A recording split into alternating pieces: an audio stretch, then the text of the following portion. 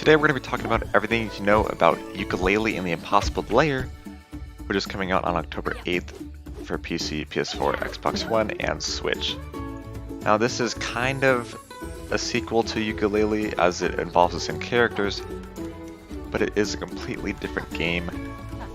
Where Yooka-Laylee was kind of like Banjo-Kazooie, the Impossible Lair is more of a Donkey Kong Country style game, where it's going to be a side-scroller platformer.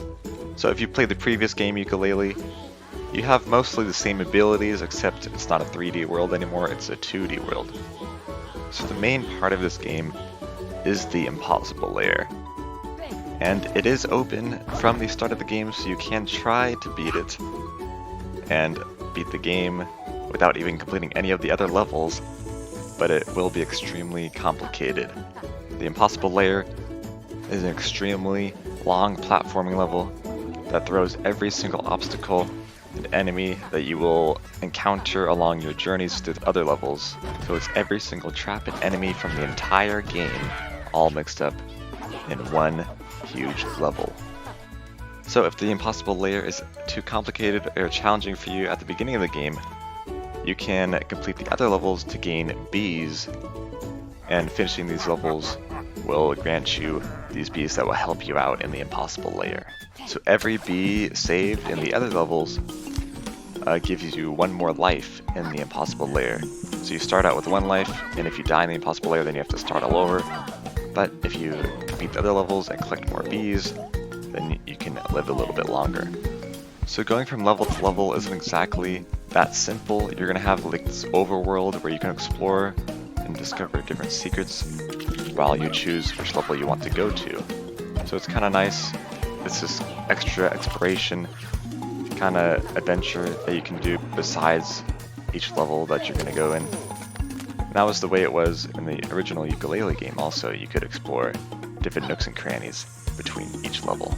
So there's hidden areas, enemies, puzzles, and even characters that give out some little quests for the overworld.